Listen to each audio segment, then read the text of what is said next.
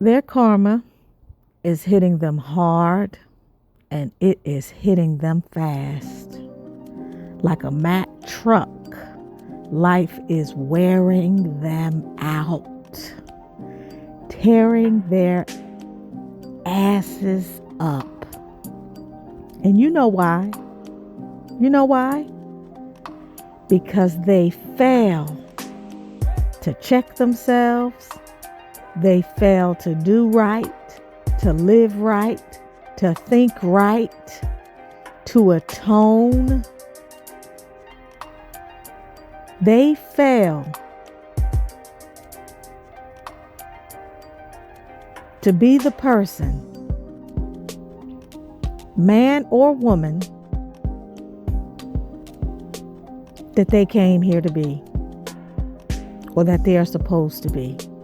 And so their life gets more and more difficult. All the while, they spend their waking moments obsessing about you, thinking about you, checking for you all day, every day,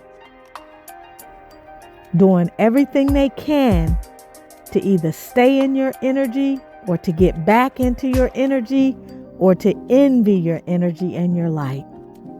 This is how these karmics decide to spend their time. This is what they're deciding to do.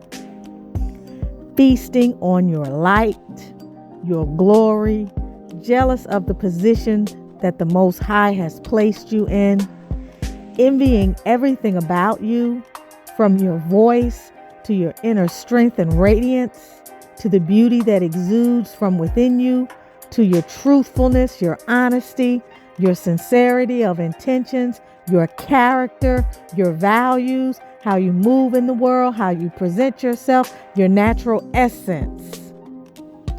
They hate it. They hate you. And it is important as a chosen one, if you're moving as a chosen one, it is important that you realize the level of moral bankruptcy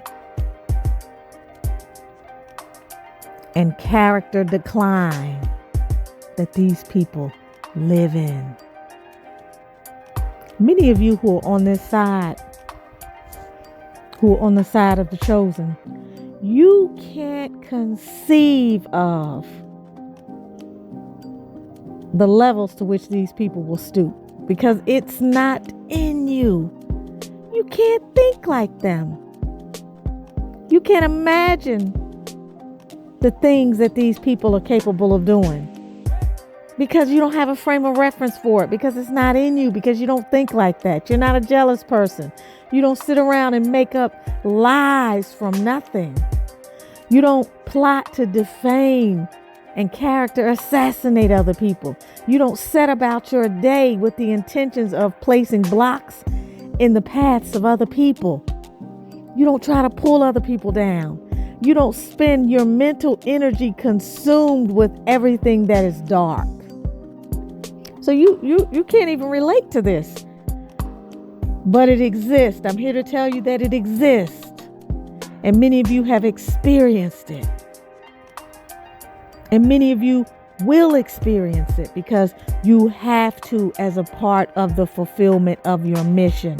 It is important that you not move around in the world with your blinders on, that you be able to connect the dots, that you be able to see your life experiences, and that you be able to see the relationship between the commonalities that you've experienced, and that you're able to witness and testify to all of the kinds of ways that these people will try to come into your life and unseat you from your throne and take your crown from you, without realizing that it's not theirs to take, and that no matter what they do, they will never unseat you. They will never take your crown, because neither they or anyone else is capable of taking what the Most High has given you.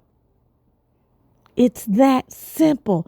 But because these people have no faith, They have no sense of decency. They have no connection with the divine. No matter how many times they get smacked in the face with the truth of who you are, they will continue to inspire and aspire to move about the day, to move about the week, to move about the months and years, sitting around wishing for your downfall. But they never get the satisfaction. And no matter what they do, no matter how so-called complicated they think are the plots that they hatch, no matter how they seek and pray for your downfall, no matter all the things they try to do, which are deeply based in the fact that they wish that they were you and that they wish that they had what you had. And instead of taking the beautiful gifts that they were given by the divine and making something out of their lives, they're choosing to focus in on you. They had the same opportunity as you to get their acts together, to live right, to be honest, to be decent, to work hard, to focus their intentions on creating things that help other people, pulling themselves up by the bootstraps, ceasing to play the victim, being honest, not stealing things from other people, not taking advantage of other people, living just a simple, righteous life, which is not difficult. But these people, they refuse to submit. They refuse to surrender. They refuse to take responsibility for the life that God has given them. They refuse to wake up and do the work to exonerate their soul and themselves. They refuse to do it. It feels like it's too much work for them. They somehow seem to think that there is a shortcut to success. They somehow think that they can ride in on your coattails or somebody else's coattails. They have no intentions of putting in the work. They've never put in the work. You can look at these people. They can be 40 years old, 50, 60, 70, and they're still doing the same stuff. They have not awakened to the reality that life is a co-creative endeavor and that they must do their part. In fact, that there is something that they need to be doing in the first place. But instead, they lavish in their addictive behaviors, their hatred and envy and jealousy for other people, their selfishness, their greed, their self-centeredness, their negative intentions. This is the life that they lead. These people are in a dark place. And they have nothing in common with you. And you have nothing in common with them. But it is important that you see them. That you be able to discern the energy of these types of people. And to really recognize that they are always around you. And that they will always be around you. In various masks. With various faces. With differing intentions. But fundamentally, what they all have in common is an envy and a jealousy of just you being who you are. In fact, you don't have to do anything but just be yourself. That's it. And these people have their minds on you all the time. They have their thoughts on you all the time. They're checking for you every time you turn around.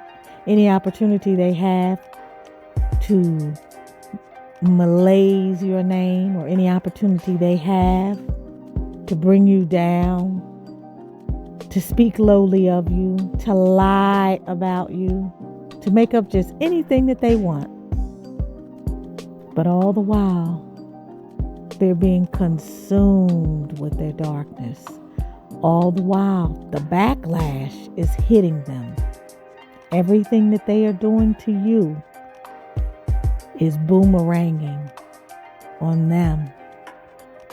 They are being consumed by their evil doings, by their bad deeds, by their negative thought forms and projections and everything that they're sending towards you. That's the world that they live in.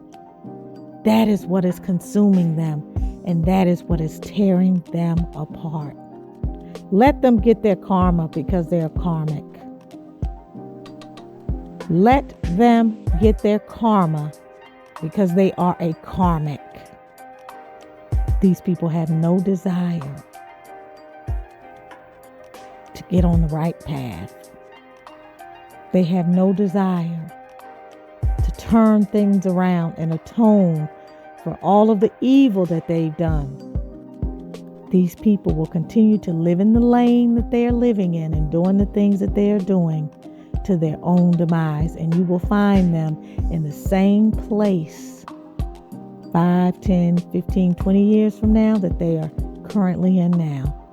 Should they choose not to partake of the grace and the bounty that is available to us all and put in the effort and the work to take on life's challenges, should they continue to turn their backs on what is right, should they continue to be ungrateful, should they continue to blame other people and point the finger, should they continue to play the victim, should they continue in their dishonest pursuits, should they continue sitting around plotting on other people, should they continue taking life for granted, they will continue to be in this karmic energy, and they will continue to see the consequences thereof.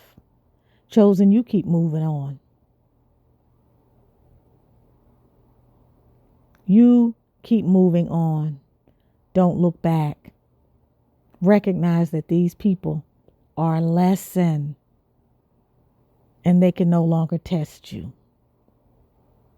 You're on to the next challenge, to the next creation. I'm sending all of you love and light and discernment as well. If you want to reach me, all of the information is in the description. Have a beautiful, empowered rest of your day.